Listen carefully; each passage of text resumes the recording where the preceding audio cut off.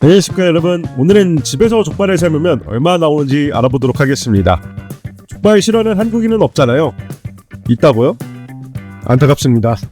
여하튼 요즘 족발 엄청 비싸죠. 족발 세트 하나 시키면 요즘 기본 4만원이고 정말 땡족발만 시켜도 3만원 중반 가격이더라고요. 그렇다고 이걸 3-4명에서 배불리 먹을 수 있는 양도 안 나오고요. 족발 정말 맛있는 음식이지만 이 가격이 부담스러워서 자주 먹을 수가 없는 음식이에요. 족발이라는 요리가 서민 요리에서 출발한 거 아시죠?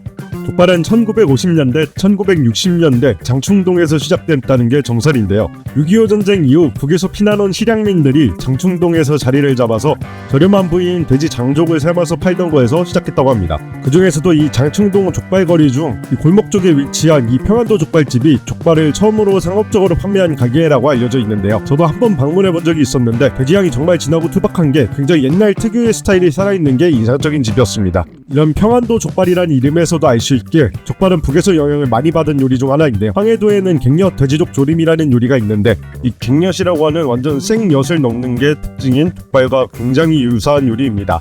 이렇듯 북에서는 족발과 유사한 요리가 이미 있었고 피난민들이 장충동에 자리 잡아 현대의 족발로 이어졌다고 생각하면 되겠습니다.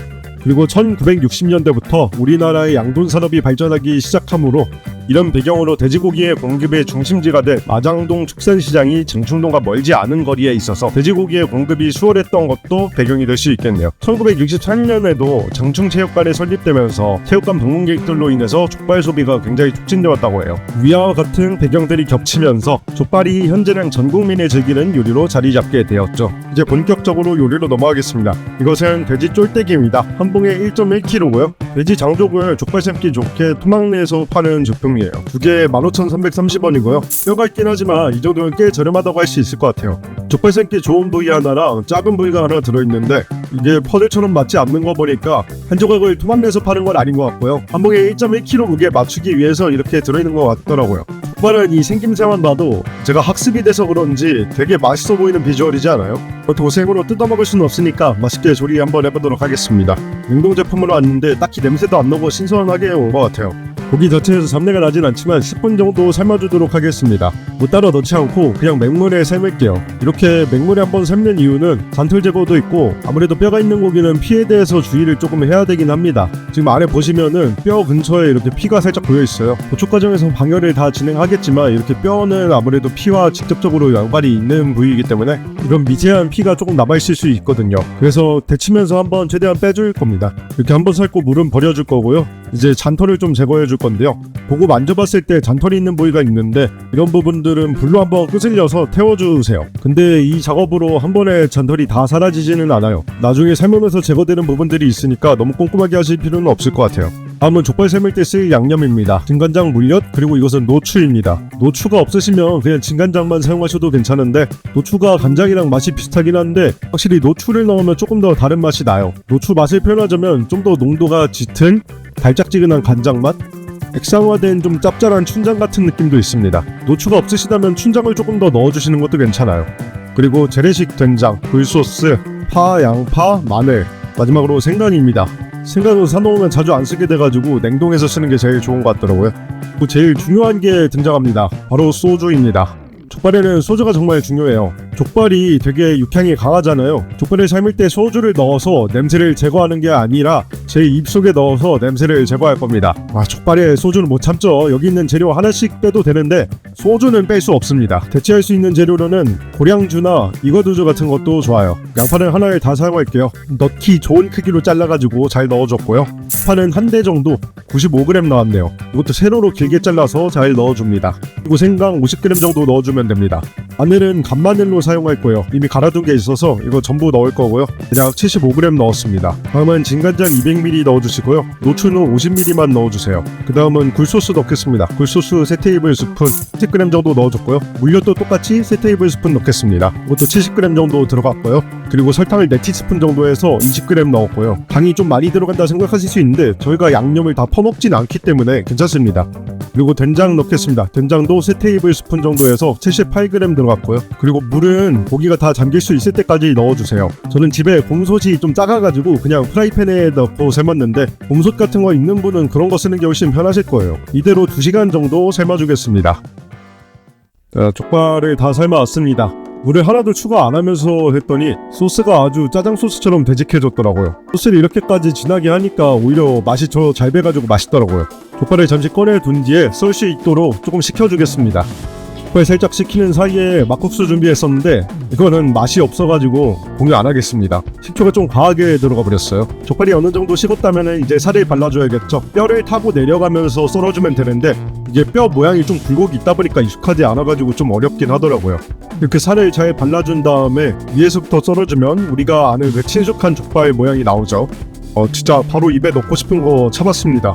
지금 썰은 친구들은 불족발로 만들 거예요. 아직 안 썰어둔 애는 보온해주면서 썰어둔 애는 불족발 만들도록 하겠습니다. 불족발 양념에는 족발 삶은 양념 한 국자 넣어주고요. 고기를 다 넣어준 뒤에 다진 마늘이 필요한데 아까 다진 마늘 다 써가지고 새로 한번 갈아줬고요. 파는 세로로 길게 썰어서 먹기 좋게 잘라줍니다. 다음은 불족발이니까 매운맛을 위해서 베트남 고춧가루 사용하겠습니다. 반 숟갈만 넣었고요. 오늘은 매운 게 많이 안 땡겨서 4g만 넣었습니다. 그 다음은 물엿을 한 테이블 스푼만 넣을 건데요. 이미 족발 양념에 물엿이랑 설탕이 들어갔으니까 좀만 넣었습니다. 고추장도 한 테이블 스푼 35g 정도, 그리고 굵은 고춧가루 2티스푼 넣어서 8g 들어갔고요. 감칠맛을 더해줄 미원 4g 들어갔습니다. 그리고 양념이 탈 수 있으니까 물을 좀 부어줬고요. 다진 마늘은 한 큰술 해서 20g 들어갔습니다. 마지막으로 파를 넣어서 파가 너무 숨죽지 않게만 볶아줄게요. 양념에 골고루 묻었으면 오케이입니다. 이제 나머지 족발 넣은 살 발라내서 썰어준 뒤에 플레이팅 하겠습니다.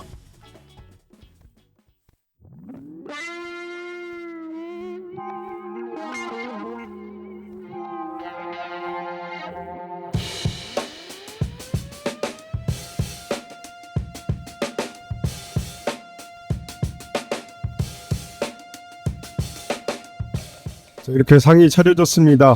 바로 소주부터 가볼게요. 자, 먼저 한잔 하겠습니다.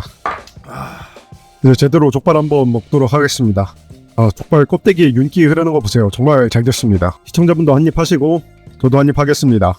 맛은 그냥 족발 맛에서 크게 벗어나진 않아요. 근데 제가 물을 추가 안 하면서 졸여가면서 삶았잖아요. 그러다 보니까 소스가 껍데기 쪽에 좀 더 진하게 묻어있는 것 같아요. 그래서 실제로 사먹는 양념보다 좀 더 맛이 진하고 좋았다. 이것이 또 집에서 만드는 것만의 매력 아니겠습니까? 사먹는 것도 충분히 맛있긴 한데 집에서 하면은 재료를 좀 더 많이 넣을 수도 있고 조리 방식에서 좀 더 변화를 줄 수도 있고요. 그리고 막국수랑도 한입 해봤는데요. 막국수는 좀 실패입니다. 못 먹을 정도는 아닌데 식초가 좀 많이 들어가서 식초향이 많이 나더라고요. 그래서 따로 레시피는 공유 안 하겠습니다. 그리고 한 번 더 건배. 그리고 불족발도 한번 먹어봐야겠죠? 불족발 맛있었어요. 이게 족발 삶고 남은 장국을 썼기 때문에 간장과 노초 향이 좀 진한 맛이 있었고요. 불족발이라기에는 제가 아까 베트남 고추를 많이 안 넣어가지고 그냥 매콤한 정도였습니다. 평소 같으면은 더 많이 넣어서 먹을 텐데 오늘은 왠지 안 땡기더라고요. 이게 일반 족발이든 불족발이든 굉장히 맛있게 먹었고요. 소주가 술술 넘어가는 맛이었습니다. 무엇보다 15,000원 정도 하는 고기로 이렇게 직접 삶아서 푸짐하게 먹는다는 게 굉장히 메리트 있게 느껴지더라고요. 이 정도 사 먹으려면 한 5, 6만원 정도 하지 않았을까요? 소주값도 들고 막국수값도 들고. 이렇게 족발 원 없이 드셔보고 싶으시면 집에서 한번 삶아보는 거 추천드릴게요. 오늘 소비한 총 가격은 족발은 24,499.15원, 불족발 양념 가격은 818.64원입니다. 난이도도 어렵지 않고 2만원 정도 되는 가격에 질리도록 먹을 수 있어요. 한번 집에서 해보시는 거 추천드리겠습니다. 오늘도 시청해주셔서 감사드리고 사용한 재료는 뒤편을 참고해주세요.